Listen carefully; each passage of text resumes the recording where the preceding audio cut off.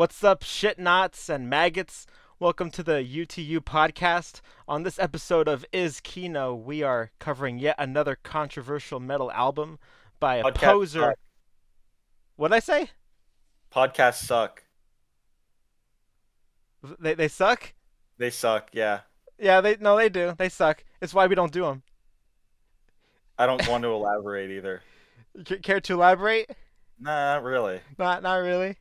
No. So on this episode, we are covering yet another controversial metal album by a poser metal band. I'm a poser. I'm gonna destroy you. Please don't.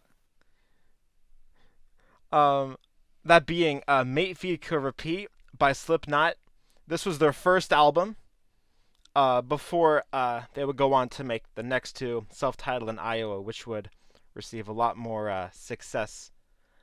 This might come across as a surprise to some people who aren't really familiar with the band's lore, but yeah, the 1999 Roadrunner debut is actually not their first album. It was Mate Feed Kill Repeat, which was not released under any label, was not released under Roadrunner. Didn't have Corey Taylor, which I'm sure some Slipknot fans might gasp at, like, no Corey Taylor. No, Anyway, Corey. Corey breathes. fucking worth a Loudwire article. Corey Taylor farts. A new Loudwire article. Corey unleashes. Never Corey mind. lets one rip. Hi, this is Tony Gonzalez from Loudwire. Slipknot just let one rip. But yeah, so it's like a lot of Slipknot fans, who were to hear this after having gone so long without even knowing about it, it'd be as though this is like some It's Slipknot. very jarring. It'd be very jarring. Not only that, it almost feel like some kind of like it's like a Slipknot album from an alternate timeline. Yeah, that's a good way of putting it, actually. But all right, I think before we get deeper into the album itself, I think we need to sort of like establish our sort of our stances on the band, how we feel about them overall. You know. Yeah. I'll let you start since you've been into Slipknot longer than I have. All right, sure. So I'd say in terms of bands, like formative bands for me, uh, getting into metal, there was Metallica, Megadeth, Tool, System of a Down, Avenged Sevenfold, and then there was also Slipknot. Um, I think all the other bands I had listed, I had heard prior to Slipknot, and then finally checking them out, you know, in terms of like heaviness and aggression and just sheer anger, they really blow many of those other bands out of the water. Um, so If yeah, not all of them. pretty much. So yeah, they were undoubtedly um, like a formative band for me, getting into metal in high school and also new metal in general. And so over the years, while I've had my backs and forths with them, like I'd go through periods and phases of thinking I really don't like them, or I really, really like them. Um, I think now in the present day, it's like a lot easier to appreciate them and their contributions to their respective scene and all the things that make them an essential band and what make them unique. Yeah, how old were you when you got into them? I know it was in like it was either 10th, 11th, or 12th grade. I'm gonna say When you were 11th grade. 16? Huh? So you're probably 16. Yeah, I was probably like 16 or 17. Okay. And what was the reason why you lost interest in them entirely for a while? I still remember when you were telling me about them long before I was really getting into metal that you thought they were just kind of lame. I mean, to me nowadays, okay, certainly their more recent output definitely lame. Oh, yeah, Uh, for sure. I mean, not including "We're Not Your Kind," just namely All Hope is Gone, or is All Hope is Lost? All Hope is Gone. All Hope is Gone. That one, But but it's really the latest one, the end so far, that's that one's their worst easily. The End So Far. I would also say Volume 3, personally. Yeah, I know that's we're gonna have a few controversial takes Oh, too because yeah. Volume 3 is one that's well loved by most Slipknot fans, most hardcore Slipknot fans because it has songs like Duality, Before I Forget, Vermilion, those songs. Duality's a good song, but I couldn't care less about anything else on the album. Yeah, I've never been a fan of it. Uh, yeah, we might throw a few hot takes out there, or maybe that might just be the only one. Uh, No, we'll have quite a few. all right. Um, so it's like, it's really hard to say with like my conflicting feelings with the band. Um, I guess it's just not You're too cool. Hmm? you're too good for them. Yeah, I guess so. Uh, you can't. It's sort of like they're like one of those bands you're not supposed to like because they're for posers. You know what I mean? Exactly. Yeah. Yeah. Yeah, Yeah, but if because you were getting into like death, you were getting into Opeth and like well, fucking Opeth are kind of poser core too. I To an guess, extent, but maybe not to the same extent. Whatever. Like the thing about all that is that who cares? yeah, Like it doesn't matter. if you like it, you like it. Yeah, I mean you're the big Avenged Sevenfold fan here, so Yes, I'm the I biggest. think you're awesome too. But um, as for me, I'm a much newer Slipknot fan, and I'm definitely also way more into Slipknot than you. And yeah, dude, I just totally fair. And I mean, it's like I think you've developed a much more like a much greater knowledge of like all the lineup changes and each individual band member and what Oh yeah, I've what kept up with them. well that and also what each member brings to the table and even like the band in the present day and what's been going on with them, their most recent activity. Oh yeah, all the recent drama. I, God, we'll get there when we get there. yeah, But um, I mean it's been rough, but like with this album, I think Mate Feed Kill Repeat. I mean, it's very much sort of like a time capsule of what the band, what they were forming, what they were turning into, and what they still would trying later become. still trying to find their sound. Yeah, pretty much. Uh, Um, I didn't get into the band until last year. Actually, pretty much almost exactly a year ago. I think it was the 7th of June, and it's the June 12th right now, and I got into them June 7th last year in 2023. Um, and I pretty much listened to Mate Feed Kill Repeat first, which I know most people getting to Slipknot would not do at all, but I listened to Mate Feed Kill Repeat, the self-titled in Iowa, all in order in the same day. And all in I the thought same day. all in the same day, yeah. And I was hooked. I liked all of it, and um, out of those three, Iowa was my favorite right out of the gate, and it still is. I think like when I first listened to this self-titled, it was like 7 out of 10. Iowa was like an 8. Same with Mate If You Kill Repeat. But now they're all basically nines, 9 out of 10s for me. And um, I would confidently call Slipknot one of my favorite bands, one of my favorite metal bands. However, they actually were pretty far into my metal journey. Because I started out with stuff like Black Sabbath, Metallica, Rainbow, um, Megadeth, a lot of thrash metal. I didn't even get into Slipknot until after I was into shit like black metal and some death metal. Um, which I'm sure is not really common for a lot of people getting into Slipknot because Slipknot is normally a band that people who are getting into metal are, um, it's like a very introductory metal band for a lot of people, despite how heavy they are. Yeah, that's another interesting thing too. It's like with Slipknot and their sort of signature sound, it's pretty interesting how they took off the way that they did and were also bringing with them this super like angry and aggressive, really heavy sound. They're obviously new metal, but this they're by far the angriest new metal I've ever heard.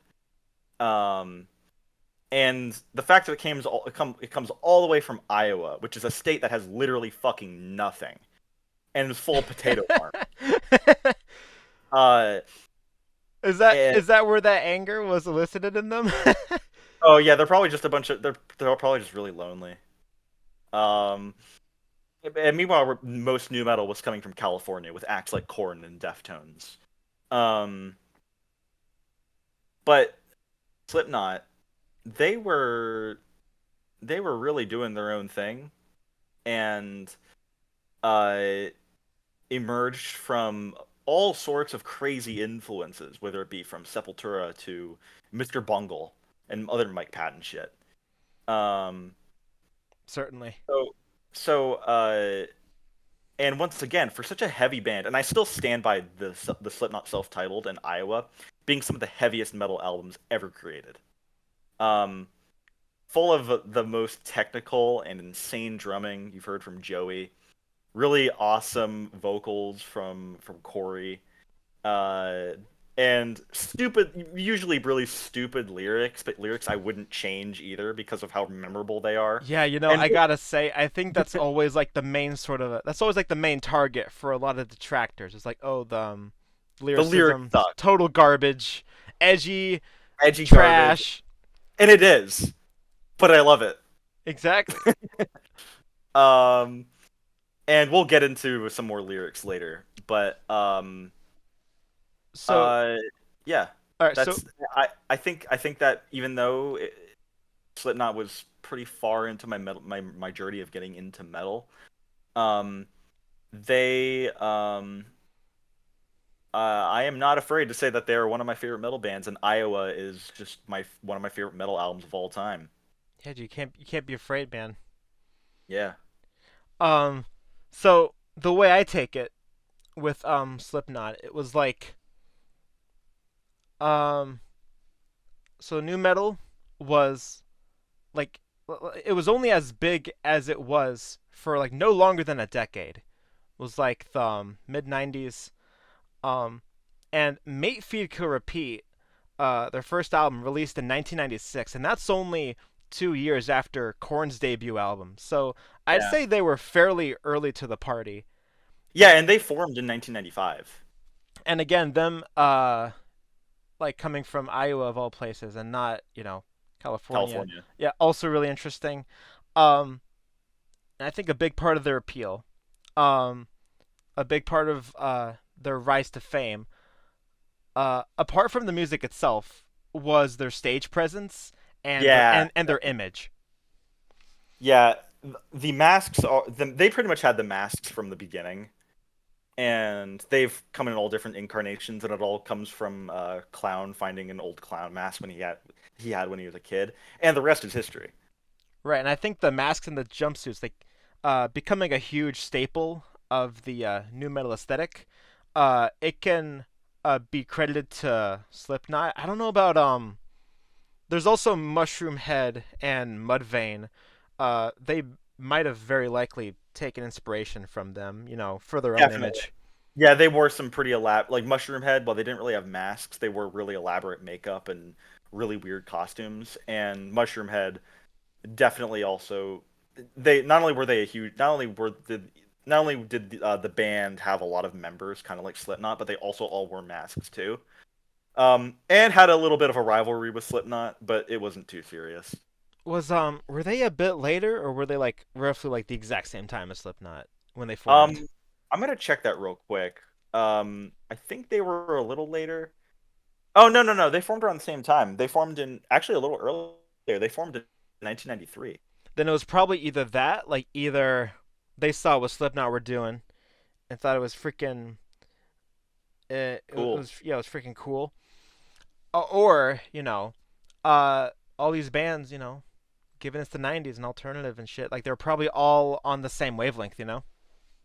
That's a possibility as well, yeah. So there's But that. anyway, Yeah, but there's I that, think and well, one other thing, I think that a big part, this doesn't so much apply to Mate Feed Kill Repeat so much as it does the self-titled in Iowa.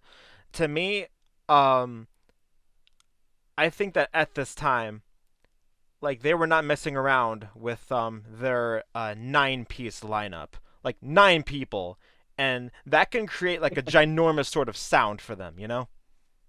Yeah, I mean that was part of what made their image so iconic. But at this point, they didn't even have 9 members yet. But we'll get into more. We'll get into talking about the lineup later. Um, Right, and so that leaves and us here with Mayfield Kill Repeat, and still to this day, um, it's their most experimental, pretty much just like avant-garde new metal, I would say. yeah, Um, it's definitely their most experimental album, and with a wide array of genre influences and really nothing, and even some genres that appear on this album that they never experiment with ever again, no, which never, a little disappointing, but it is what it is. pretty much. Uh, but before we get into Mayfield Kill Repeat itself, there are some other things about new metal as a whole when it comes to the genre that are worth addressing. Not only our thoughts about it, but also uh, like we said, it all started with Korn in 1994. Then Deftones came around the same time as well. Both are fantastic bands on their own right, Oh yeah, and evolved in their own way. Um, Korn were the ones that really started the whole funk metal, new metal fusion, taking inspiration from Faith No More, Mr. Bungle, and Primus. definitely Primus. Definitely Primus. And then Mayfield Killer P, Anders Kolsefny, who was the singer for Slipknot at the time and a founding member, said in a recent interview that Mayfield Killer Pete was totally inspired by bands like Mr. Bungle, which they were listening to at the time, which you can definitely hear if you've listened to the first Mr. Bungle album. Absolutely, not just funk metal, but like sort of like jazz funk at points too. Which song am I Yeah, thinking about? I think it's Do Nothing Bitch Slap, oh yeah. Um, which is wild. I know. And so like ultimately, you know, this album has sort of been swept under the rug, not just by well, would you say like the band, nowadays have kind of like, or maybe for the longest time they've sort of refused to acknowledge the album's existence, or what do you think? How do you think the band? How do you think the band's current like Current members yeah think of the album. the band in the current state? How do you think they feel about this album as like a part of their history? I guess maybe they don't have too much of a problem with it, but it's kind of something that I don't know. They don't really pay any mind to. I know what you mean. So I've actually looked at Slipknot's official website, and they actually do have Meet Feed Kill Repeat listed on their official website. Obviously you can't buy it because this album was very limited, and it was also it was not released under a record label. But they do acknowledge it on their official website. You can't find it on streaming though. None of the members even have a copy of the album, at least not an official copy. Um, and you can easily find it online. You can find many bootlegs. I've even bought a bootleg off Etsy, which still sounds really good.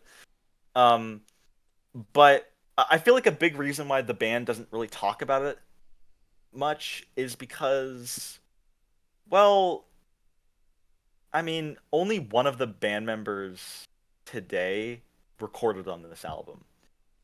I Um, and yeah, that's Clown. Only Clown is the only member in Slipknot now who actually recorded on Make Feed Kill Repeat. And not in Corey, I'm sure Corey likes the album. Hell, he even when Anders Kolsefny announced last year that he was going to be touring with Mushroom Head in Australia and New Zealand to perform Meet Feed Kill Repeat live for the first time in so many years.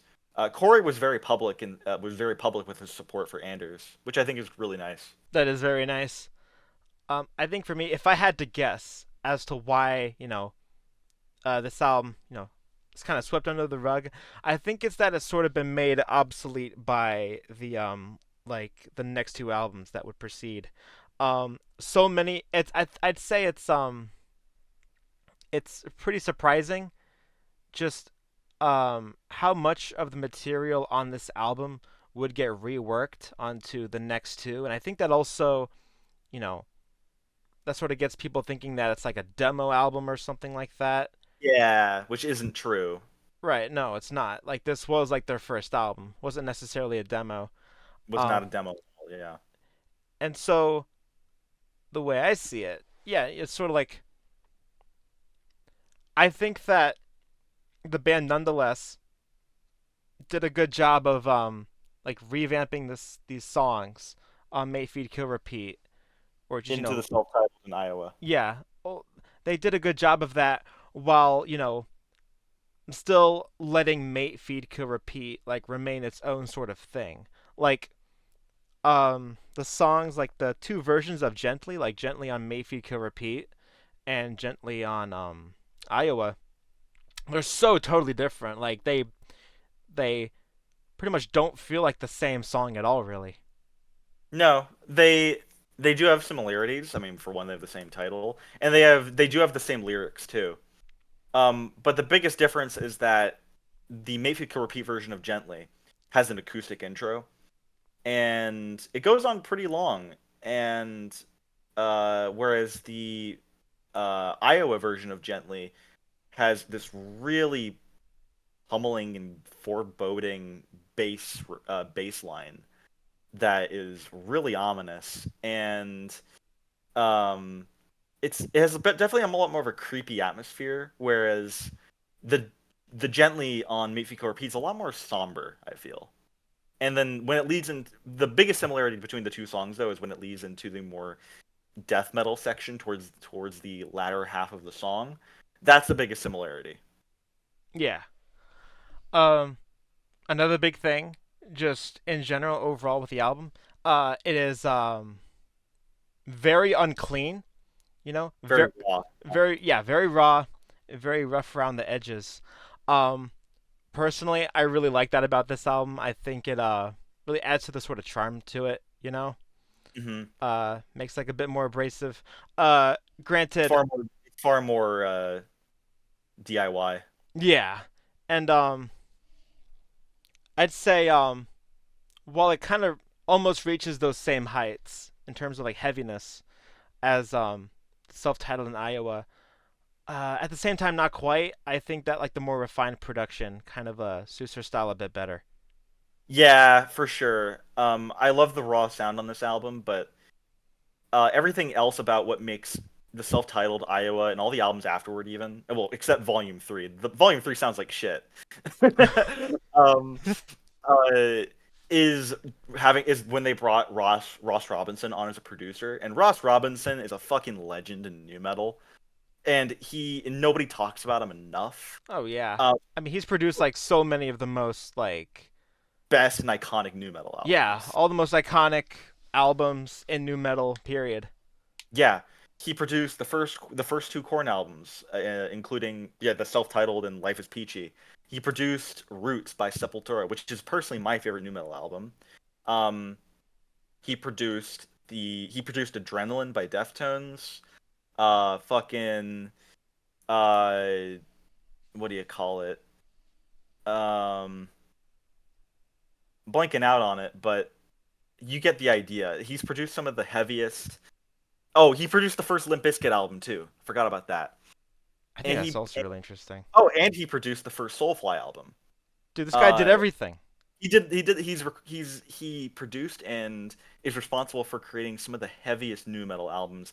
And according to the band, but the band being Slipknot, when he produced with them on the self-titled, the dude was unforgiving and always had the band rework their tracks to make to refine the heaviest sound possible. Whereas with the drumming sounding all over, Joey's drumming sounding all over the place, Corey's vocals being in the middle of the mix, so it doesn't wash out the sound of all the other guitars, and also the Slipknot's signature guitar tone, which sounds super heavy, probably still the heaviest guitar tone I've ever heard.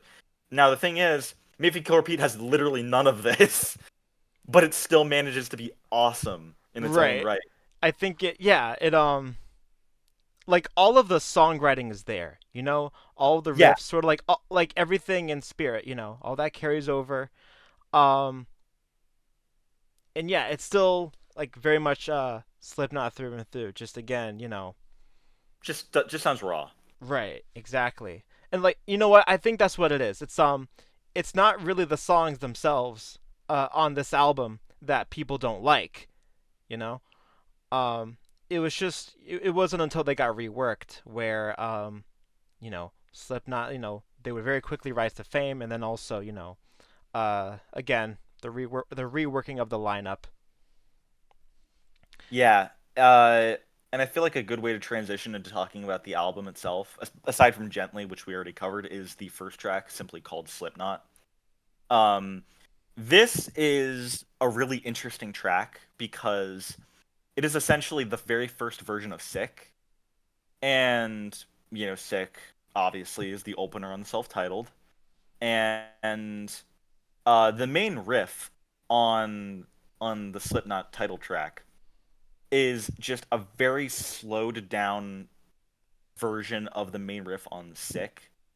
And but preceding that is a really creepy and ominous droning industrial sound that is repeated at the very end of the album, and it's really, really cool. It is really really cool. I think that's sort of what it is. It's has like a sort of industrial feel to it. Yeah, A lot of these songs, for that matter, if it's not funky, then it's definitely like industrial a lot of the time.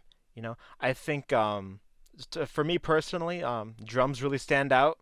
You know, has like a very Joey was a beast. oh yeah, well, it just sounds like very like mechanical for and I think that the sort of the more raw sound really helps with that. Um, so to me, with the Slipknot song, I think of all the songs on the album, this one is probably the most straightforward. As like the opening track. Yeah, Um, this compared to the self-titled rendition is a lot slower too. yeah, it's about a lot slower, a lot more groovy.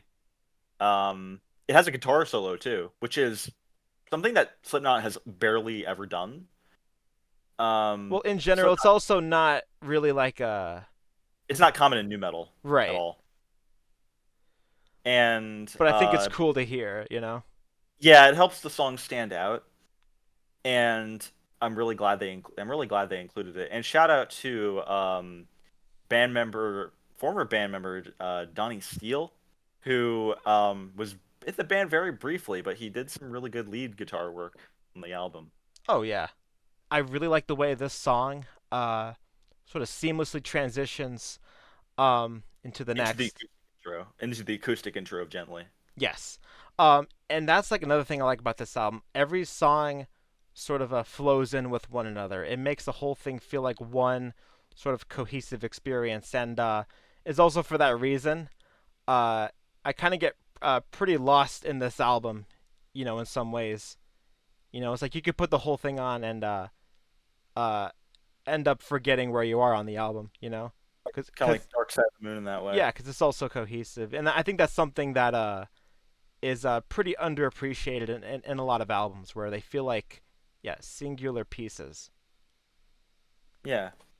Um, and Slipknot has definitely done some of that in the future, but not like this because it kind of goes across the whole album. Um, Now we already really talked about Gently.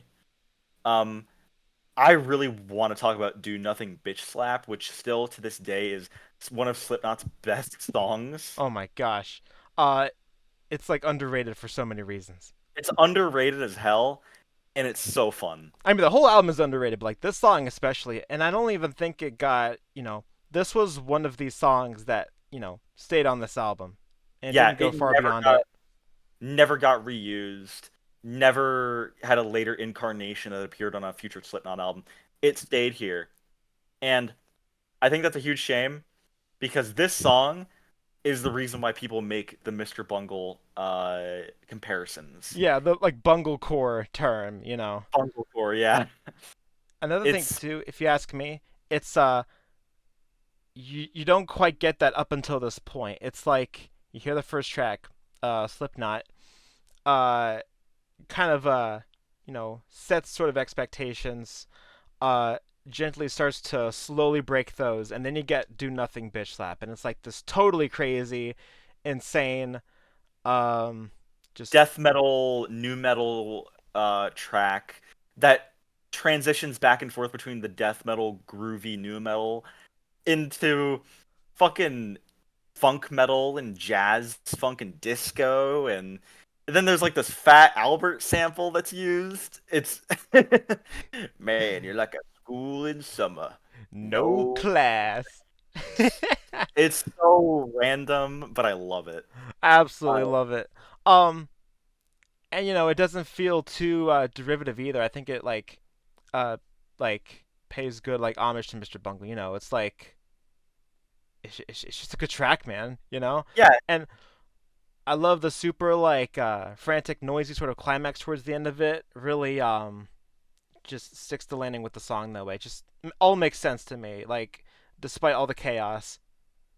yeah, and going from that noisy ending, it transitions pretty well into Only One, which is also a song that's on the self-titled. Which is funny because a lot of people say that Only One, or that the latter half of the self-titled is weaker than the first half. I don't really agree with that. I think it's a really consistent album. But Only One is one of those tracks that people kind of forget. But I think it's really unique here on this album in particular because of how funky it is. It continues that funk metal style that they're experimenting with.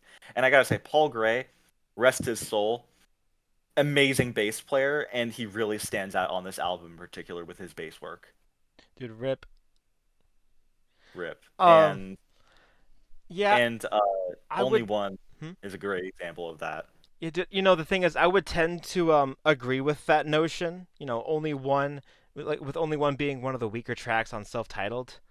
Yeah. Um, and yeah, I'd say it's given its like due credits and stuff here on Make You Kill Repeat, I'd say it stands out a Mhm. bit more. It does stand out a bit more. It's a lot of fun. Uh, and Tattered and Torn, which is also on the self-titled, this really industrial and noisy song. It's really wild and crazy. It's uh the structure of it is insane. I love the main like lead riff. It's Dude, really it's creepy. so good. It's so good, and that's like one of my favorite Slipknot songs ever. It's amazing. Yeah, and it's probably the one that's the least changed. It sounds very similar to the one on the self-titled album. It's just a really creepy, ominous sort of song. Uh, until it kicks up speed. Uh, towards the very end. Yeah, it has a really that's another thing. Slipknot are really, really good at writing hooks, and they really know how to end their songs. They do. They really do. They know how to end their songs, and at least for a time, they really knew how to like end their albums. Like Yeah. first three albums all have very stellar closing tracks. Hmm. And also another thing, it's like very much like a more guttural. So Anders like versus Corian like like more guttural unclean vocals Yeah. like a more Well, guttural murkier yeah, version of you it. already said he uses far more. Anders in general, as a vocalist, he has far more guttural vocal style than Corey's back and forth shifting between his growly screams to his clean singing. Hmm. Um, but yeah, he's a very different vocalist. But Tattered and Torn still mostly the same. But Confessions is another one, and one of my favorites actually, that was also one of the few songs on here that never made it to a later Slipknot album, was never reincarnated in any way. And that's because I don't think they could. They couldn't really make it into anything else because Confessions is just this pure funk metal song, not even really new metal. And you get you get Anders rapping on it. Uh, it's it's um it's a really interesting song that goes, and we'll get into the World of Darkness lyrics and lore later. But Okay. it's a really fun song. It's kind of chill and laid back, which makes it stand out from any other Slipknot song. Like if you've never heard it before, just go listen to it right now. The song Confessions. because it does not sound like Slipknot at all. No, it doesn't because this is not at all what they're known for. And yeah, I think this is the point on the album where they've like fully embraced that like funk metal inspiration or like that Uh, funk metal influence, you know. I think they've always embraced it because they actually have some other songs outside of If You Kill Repeat that are also funk metal. Like That what? I'll have to show you later. They have some other funk metal songs that they did before If You Kill Repeat. I see. Um, I'll show Uh those to I you. guess particularly on this album, this one like has no new metal elements to speak of. On Confessions, you mean? Yeah, yeah, Confessions. Yeah. Oh, yeah. You're right about that. It's not a new metal song. Um, and uh, Confessions it's a little goofy. It's kind of funny hearing Anders doing his white boy rapping, but it's pretty funny. I like his deeper voice on that track in particular. Man, this band Um, has never not been goofy. So, that's true. Yeah, yeah, you're it's not too out of character. not it's not out of character, but Some Feel is another track that I feel like is very interesting. A very groovy death metal song. Also, of course, new metal, of course. Um, but interestingly enough, this is the least weird out of the tracks that never made it to another album. Some Feel is, like I said, a very groovy death metal song that I feel like they could have easily reworked into a later slip into like the self-titled or Iowa, but they never did. Um, it's interesting because, like I said, it's just a very straightforward song, kind of like the Slipknot title track. Yeah, that is interesting. That pretty much leaves you with Killers Are Quiet and Dogfish Rising. This You know, this uh, this behemoth of a closer track yeah, would later get reworked into the Iowa, Iowa. this title track, closing track on Iowa. This And it's just this super like very slow burner, hypnotic, just well, it's groove. tribal. Yeah, it's kind of tribal. Uh, it's very sludgy, atmospheric. Um, very. It's in my opinion, I think it's a very clear example of post metal, Oh yeah, and and really, it's mostly the same as the Iowa title track, except it's shorter, and the lyrics are insanely different, and the songs are about two completely different things. Um, and then there's the hidden track, Dogfish Rising, which is between another 5 or so minutes of droning industrial um to Dogfish Rising, which is just fucking weird. the I don't whole even know how to thing, describe it. yeah, like the all sorted together. Like Killers Are Quiet and like the sort of industrial ambient into Dogfish Rising. It's like by the end of it, you're like, well, that was an experience. Cause Yeah, man, isn't it? You know. Um. yeah, mhm. nothing. Oh, okay. You go on. Like Dogfish Rising, isn't it like a full on? Isn't it like a full on improv track, like hidden track? Yeah, it's just the band fucking around in the studio. We got Joey, who usually plays drums or always plays drums, just playing the guitar. They're messing around, and they're just like going Dogfish Rising like every minute, and every time this it sounds like the song's gonna end, he just says Dogfish Rising again, and the band just continues to play. It's almost like a troll. It's almost like a blue ball song. It feels very much almost like a Captain Beefheart song in some Yeah, ways. it does. It's kind of a well, I mean that's pretty much all. That's pretty much all you need to hear from me. But it just makes way more sense. Like like it could have fit onto something like Trap Mask Replica, you know.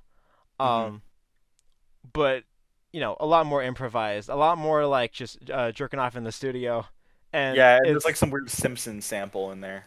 it's hilarious. I love it. And then that's sort of your album, and you know, you look back on it, and it's like pretty compact.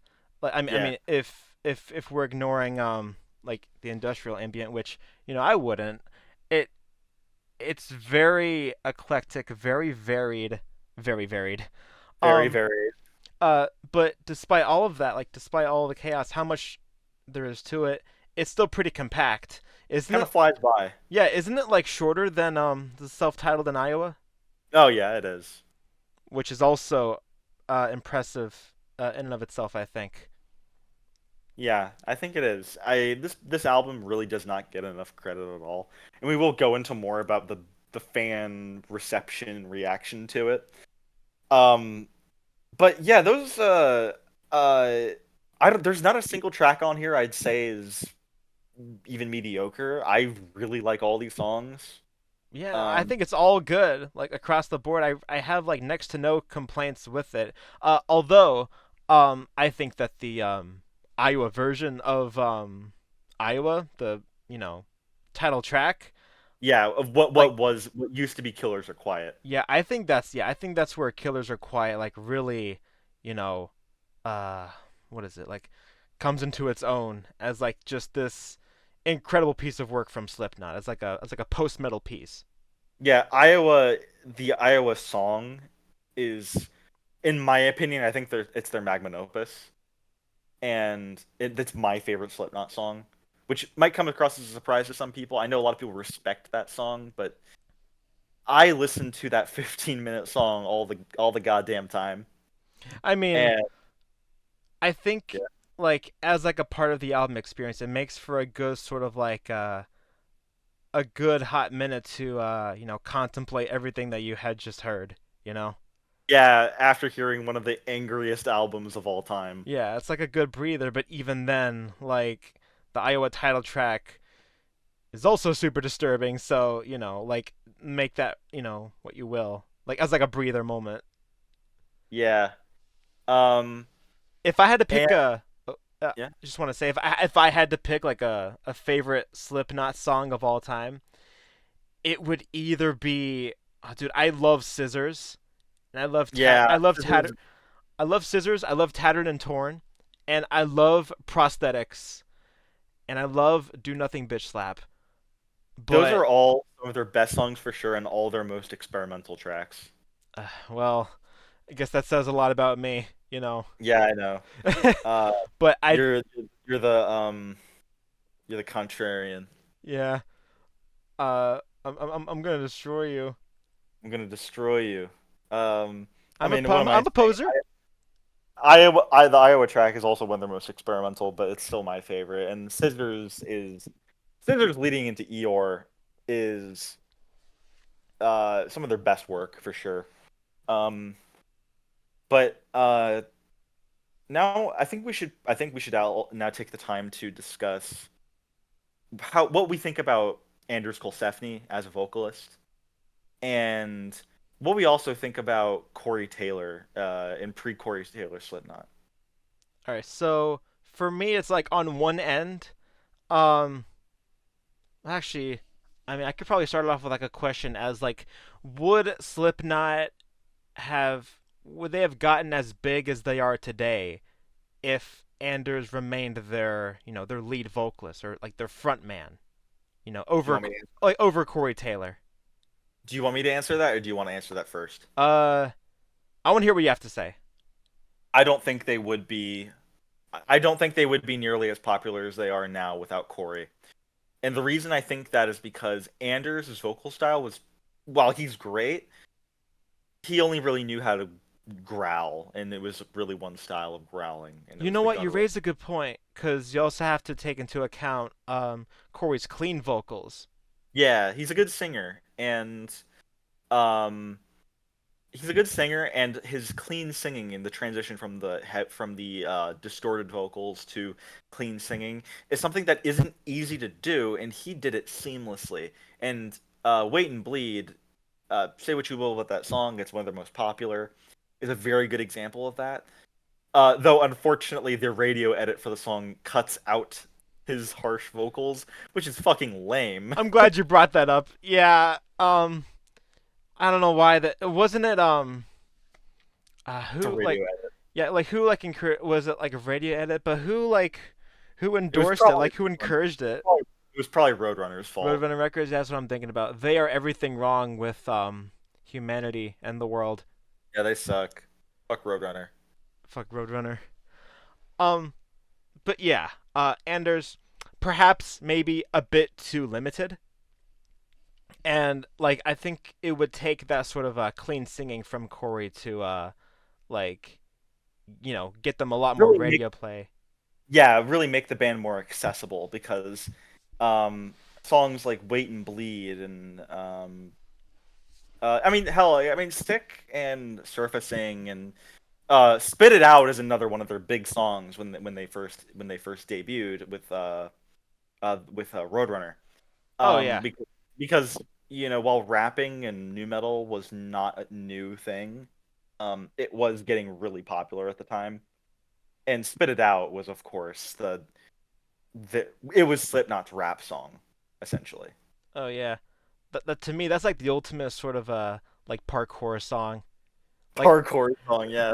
like no joke, whenever I hear this song I envision like all 9 members like jumping over like the top of buildings and stuff to this song. I can actually see that.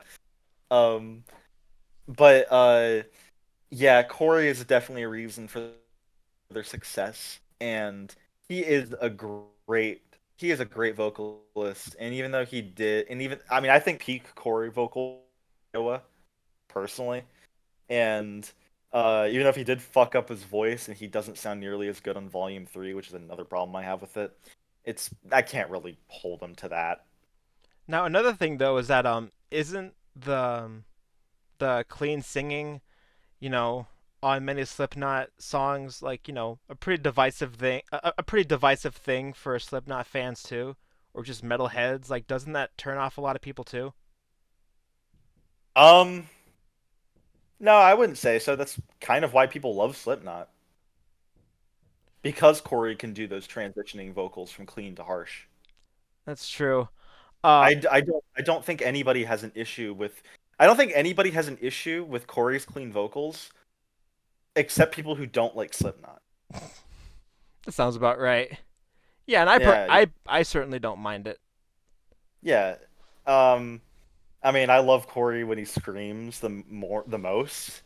But hey, his singing is pretty good. I like it on songs like Wait and Bleed and fucking Left Behind and Dude, that's a good one. oh yeah, Left Behind is awesome. Um, yin, and I think it's also worth mentioning that when Corey joined the band in 1997, um, he was actually in the band at the same time as Anders. He wasn't brought on to replace Anders initially. Anders was instead demoted to a backing vocalist and additional percussion. But then Anders was like, "Nah, I'm out. You guys can do your own thing. I'm out." I'm glad there was no bad blood between the band, but that's kind of how Corey became the lead vocalist, coming from his own band, Stone Sour. I mean, Um, especially given that Anders formed Slipknot, he was the founder. Um, yeah, it's or one of the founders. it's just really good to see that he didn't take it. He took it pretty well. He took it like a champ. He did, yeah, and he came back, and now he's doing Mayfield Kill Repeat live again. I know. I'd kill to see that. Yeah, I hope it comes to the U.S. It'd That'd be be awesome. it'd be epic and glorious. Um, but yeah, pre Corey Taylor Slipknot is pretty interesting. We're gonna go over the Mayfield Kill Repeat era lineup, and we're not gonna go over all of the members that came out before the self-titled, just Mayfield Kill Repeat and onward, and how it all shifted. Right. So there were just 6 at the very beginning. Yeah, just 6 of them. I I'll Wanna read- admit right out the gate, I think you're a lot more knowledgeable in this. Like All right, like we I'll take said. it. Yeah, Yeah. I'll take it, and I can read off this stuff. So, um, the members of so at the time, Mayfield Kill Repeat released in 1996. And the members of the band at the time were, of course, Anders Kolsefny, who was doing vocals and percussion, Joey Jordison, who also a founding member, he played drums, one of the best drummers that ever lived. Rest in peace, Joey. Um, Rip. Josh Bra- Josh Brainerd, who was Slipknot's original guitarist, and he's a pretty interesting guy because he was with the band for the very beginning, and he left the band right before the self-titled album came out. He recorded all the guitar tracks except for the one on Purity, and then he left the band before they got big. I wonder what he thought of that. Well, he probably had some really conflicting feelings. Yeah, he probably did. But he wrote some of the greatest guitar riffs ever, in my opinion, from the self-titled era. Is he Slipknot's Dave Mustaine? No, he is not Slipknot's Dave Mustaine. Well, it's like he leaves so early, but he leaves behind, a whole lot of like, stellar Okay, material. here's the biggest difference. Dave Mustaine was kicked out of the band. Josh wasn't. Right. Yeah. Um. Anyway, uh, and then after Josh was left the band, he was replaced with Jim Root, who's still with them today. Anyway though, um, we of course have Clown, who is really the only original only the original founding band member who's still with the band today, which is wild to think about because I bet so many people would think Corey um, or the two guitarists, Jim Root or Mick Thompson, are also founding members, but no, Clown is the only founding member left with the band to this day. Uh, Dude, that is insane, especially, for how long they've gone on. It's like he's seen it all. yeah, and a lot of people have some very divisive and mixed opinions on Clown, but he's basically the band's spokesman, and he is uh he speaks out a lot about the band, and usually is the one in interviews who talks the most, aside from Corey, of course. He does additional percussion, he does some backing vocals. He's just there. He's always with the band. And of course, we get the late great Paul Gray, who unfortunately passed away in 2010, who played bass, and his bass on Make Me Kill Repeat was incredible, especially on later Slipknot albums. And then Donnie Steele, who plays lead guitar on Make Me Kill Repeat, who interestingly enough was only in the band for about a year, and he actually came back for 3 years in 2011 through 2014 after Paul Gray passed away to play for bass for the band. Um, Was so this yeah, for an that was, album or was this just while they were touring or something? no, this is while they were touring. And when Donnie Steele was with the band from 2011 through 2014, he actually didn't have a mask, so he would always play bass backstage during the shows. So he was never on stage to be seen. Um, Also, isn't Paul the pig? yeah, Paul's the pig. He's He's the the one with the pig he's the mask. pig. He was too lazy to get a mask. Actually, why don't you go ahead and show the band member image? Yeah, Here's a there. chart thing. Here are all your Yeah, guys. you can pause this and read this if you want. It shows all the band members, including some that we didn't discuss, um, including when Joey was replaced by Jay Weinberg. And this image is a little outdated because Jay was also replaced recently with Eloy Casagrande, who's their current drummer, who is also a complete beast. Um, and Craig Jones, who was the keyboard player and sampler, was kicked out last year too, sadly. But at least we still got Pyro in the band. I want to say Paul McCartney called us shit knot. I don't know, because I don't really fucking care. Any closing thoughts on the band members?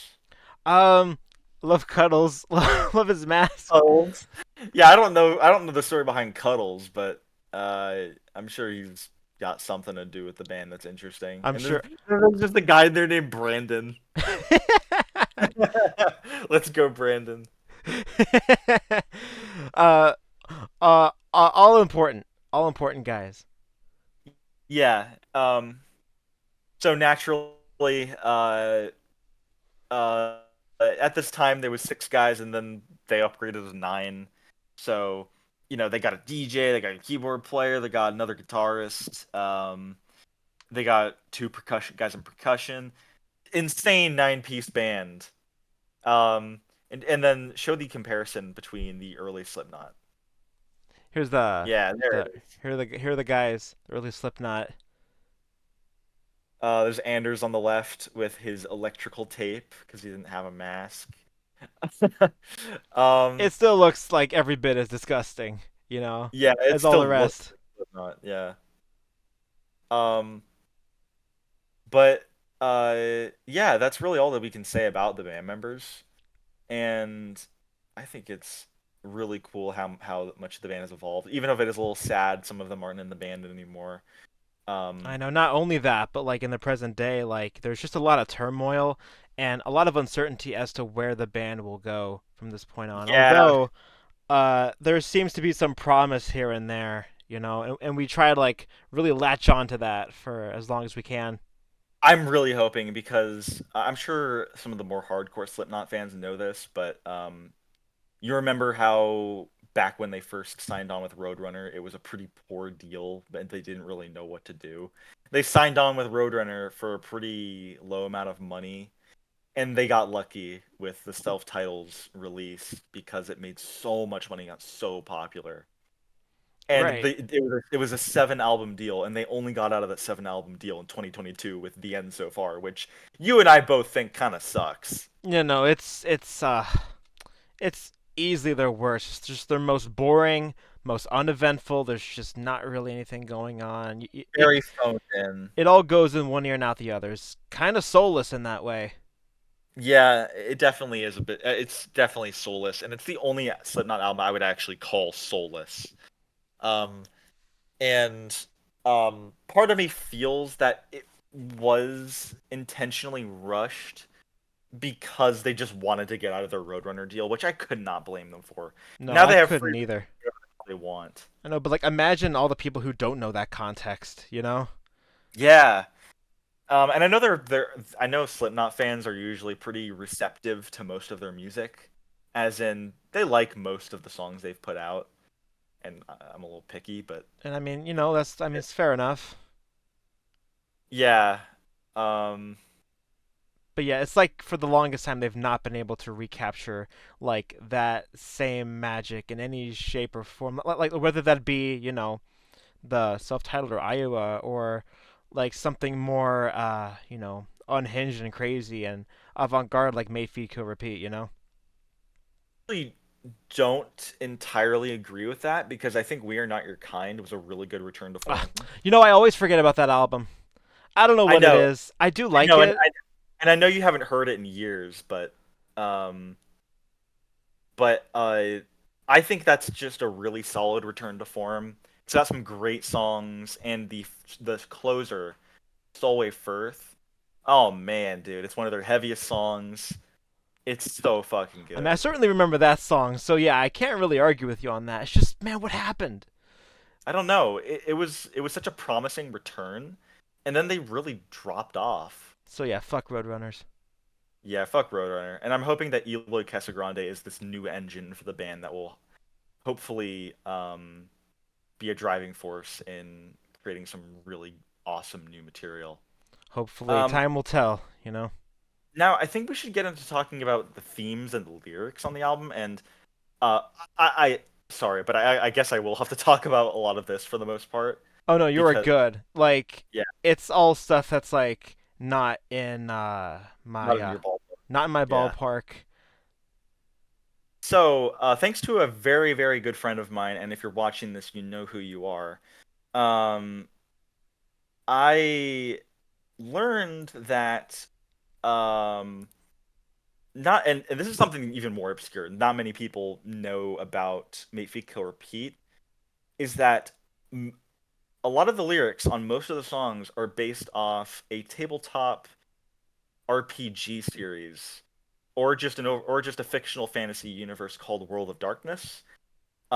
And World of Darkness encompasses franchises like Vampire the Masquerade and Werewolf the Apocalypse, and spans across RPGs, books, art, and video games too.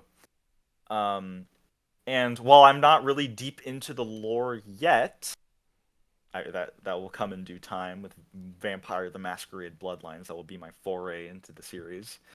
Um, I think it's really, really funny to know that for as dark as Mayfield Kill Repeat sounds, it's the lyrics are, instead of being super fucking edgy like some of the stuff on Iowa and the self-titled is, instead it's just nerdy. It's Yeah. just referring to fantasy, just a bunch of lore and concepts from Werewolf the Apocalypse and Vampire the Masquerade, like the Slipknot title track with the famous Pentex sucks.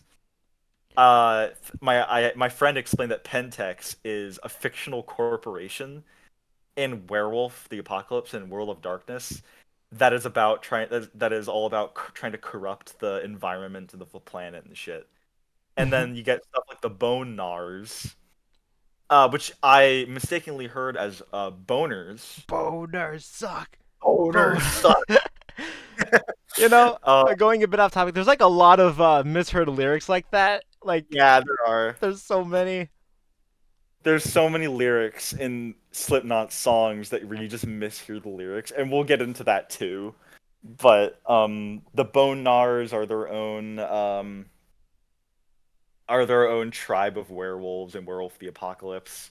Then there's the Black Hand, um, and this is all some lore that's covered in just the Slipknot title track. And then a song like Confessions, um, refers to vampires and werewolves very vaguely, and for the most part, refers to Gaia, which is a spirit of the earth and werewolves. And but then a song like Some Feels definitely talk about vampires, about killing for life or for fun, drinking blood, and um, and then songs like Killers Are Quiet, um, has very conflicting lyrics because it refers to kindred of Get, and this is conflicting because a Get refers to a tribe of werewolves, but the kindred are also uh, like refers to vampires. So it's a little odd there, but it does sound cool. Um, It does. and uh, one verse in particular, "Killers Are Quiet When They Come From My Head." If you know anything about Vampire the Masquerade, anybody who's watching, that could possibly referring to the Malkavians because Malkavians are fucking crazy vampires, and they hear voices in their head all the time, hallucinate and shit.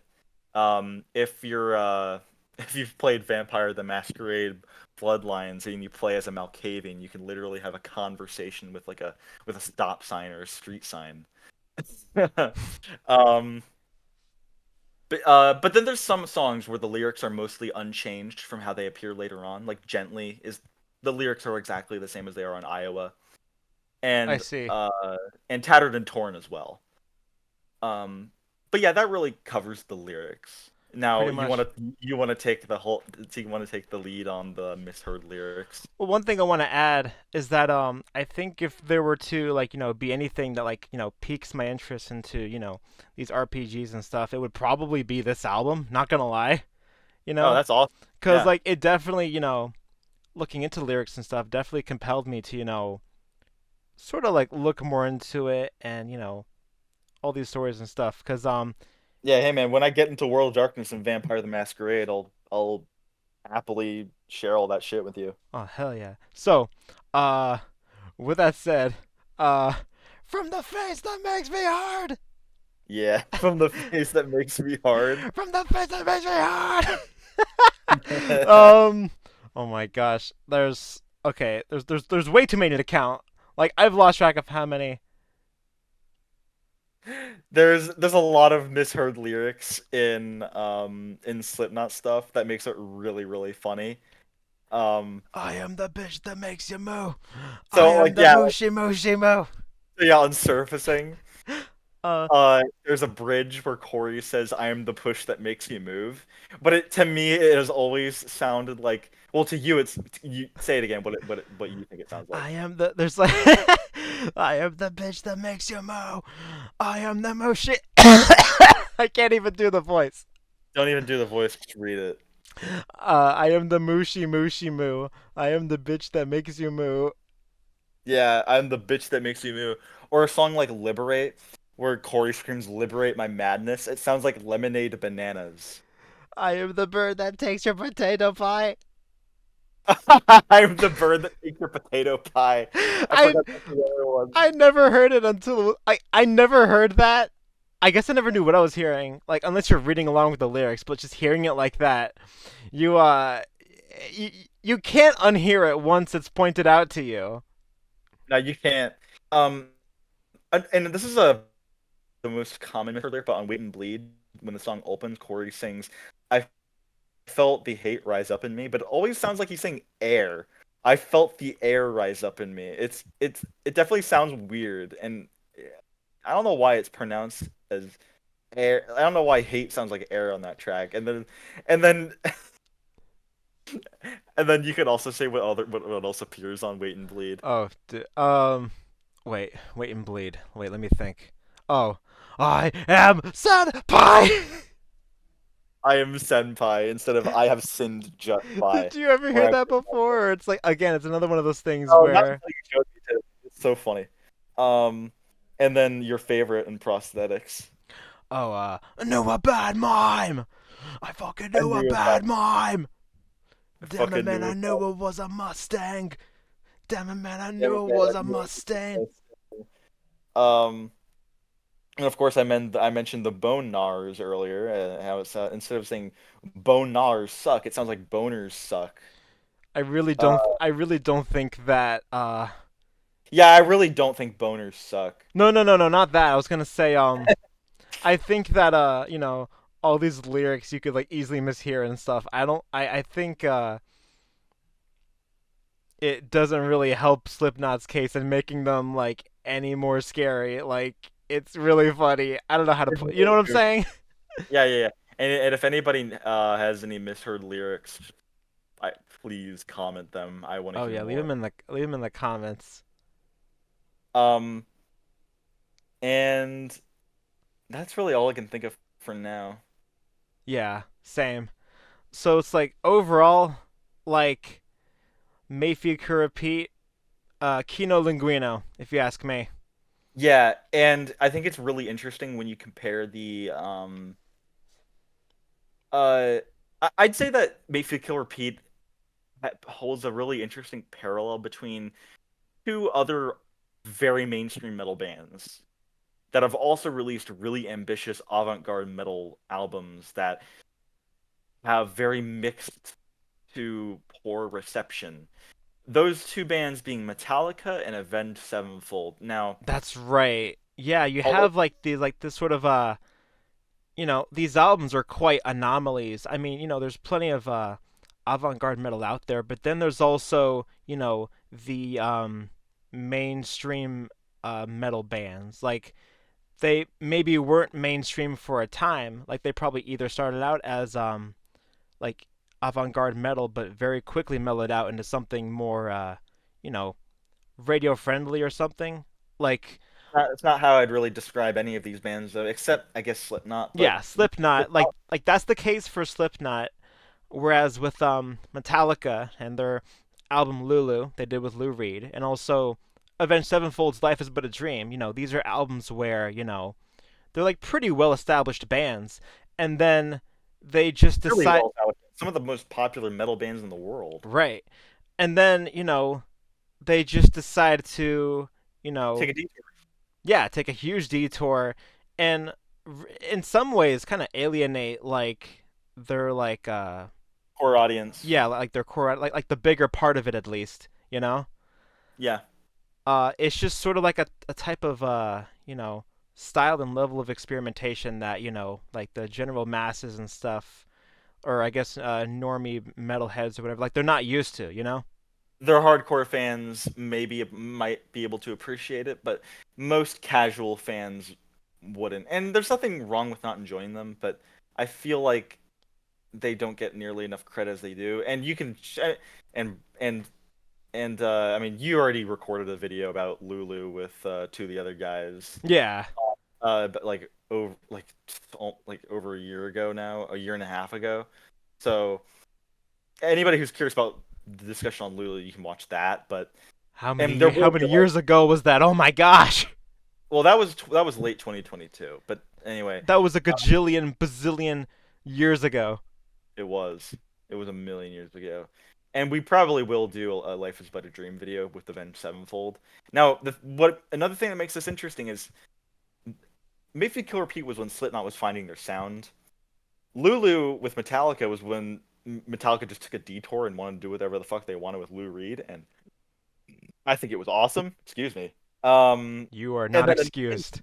I'm gonna and then destroy Avenged you. Sevenfold. I'm gonna destroy you. Avenged Sevenfold released Life Is But a Dream last year, and Kind of do a similar thing, where they just kind of want to do what they want and they don't want any external sort of influences, taking no one's control telling of them what, that creative vision.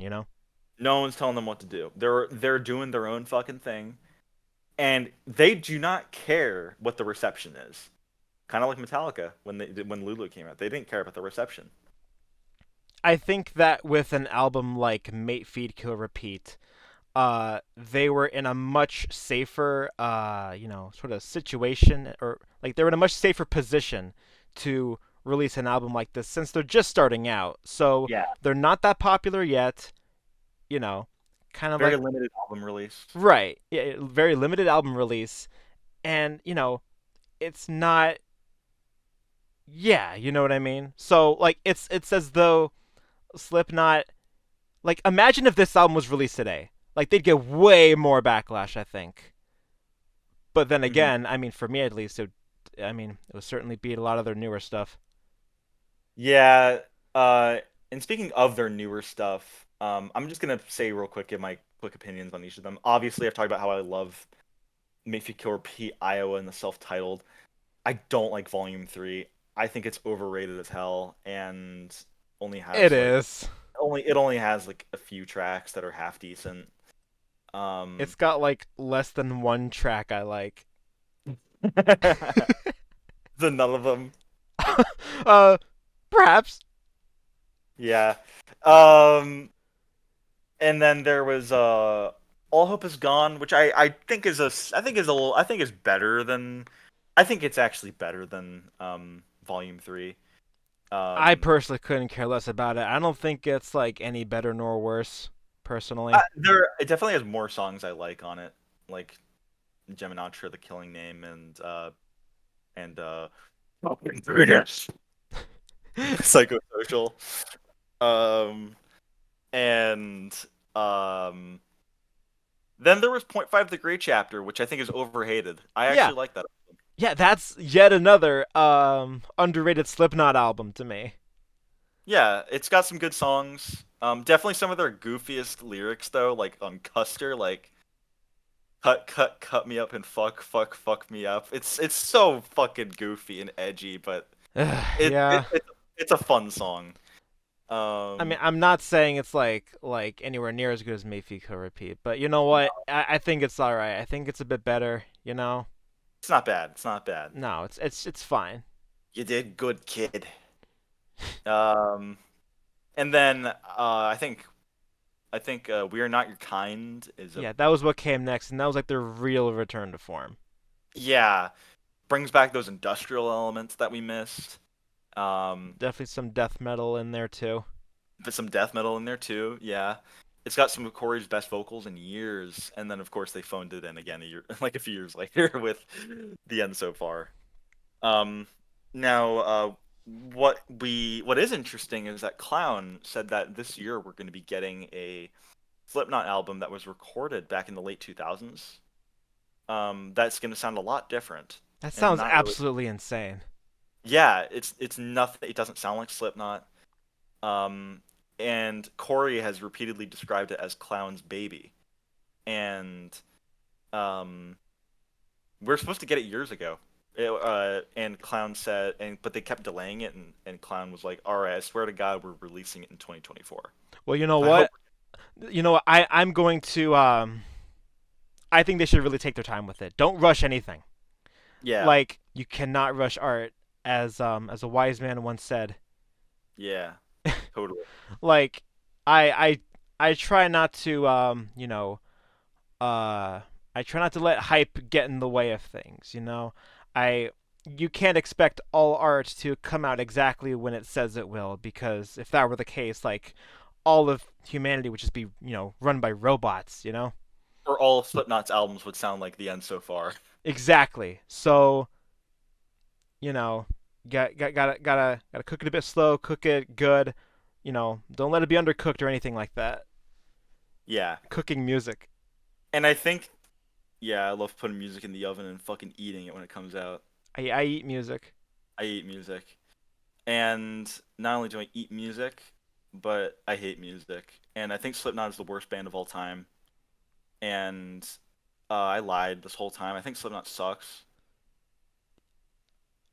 I'm gonna destroy you. No, okay, they're pretty bad. Yeah, they're pretty bad. Please don't. Anyway, um, I despite all the drama that's been going on with the band, their ups and downs, band members that keep leaving or getting kicked out, rather. Um, I think it's just good to sort of like, think back to this time where they could make an album like this, you know? yeah, and they're not like Korn, where Korn just keeps releasing the same fucking album Oh every. my gosh. Like I haven't really thought about them much at all during this whole time, you know? They were sort of like one of their like Yeah, contemporary new metal bands that, surely the two of them toured together all the time. Like Korn, they've put out far more albums and just so many of them suck. yeah, and then there's also um, I mean, it's like I still gotta respect both bands, you know? Don't get me wrong. yeah, of course. I mean, Korn created the genre essentially. Yeah. Uh, and then there's Deftones, which I gotta say, by far the most consistent, even though they don't really do new metal anymore. Um, I could put on any one of their albums and have a good time. Oh, yeah, pretty much. I'm with you there. Like, there's really none of them I have a problem with necessarily. Hmm. Like, there are definitely some I prefer more than others, but it's also like, ask me any other day and I'll tell you like either Koi no Yokon, White Pony. I think Koi no Yokon's my favorite. But whatever. Like they're all Uh, good, you know. they're all good, and but I guess some closing statements we can make about Slipknot is we want the best for the band. We think that despite the ups and downs, we think Corey and the rest of the band and Clown can really pull through and make. And we're really hoping that whatever else they've got in store for us. And now that they no longer have Roadrunner breathing down their necks, that they can put out something great again. Very well said. And um, for me, it's like while this album may feed kill repeat and its its sense of experimentation really speaks to me and appeals to me in a lot of ways. You know, I am of course not going into like the next future Slipknot album thinking, oh, if they don't make another Mayfield Kill Repeat, you know, like it's gonna be really disappointing. It's more like I want them to make the album, where there's like actual passion behind it, you know? Yeah, I will Just say, I will never listen to Slipknot ever again if they kick Sid out of the band. yeah, no, don't do that. If they kick Sid out of the band, I'm not listening to the band ever again. It's over. It would be so over. No more. All right. Anyway, thank you guys so much for listening. Hope we've sort of made our case. Highly recommended album. Bona fide, seal of Kino from me. It's Kino Linguino. Yes, sir. Okay. Bye, bye. Bye, Brian. Bye, bro. You're looking good, man. I'm gonna destroy you. Oh, please don't.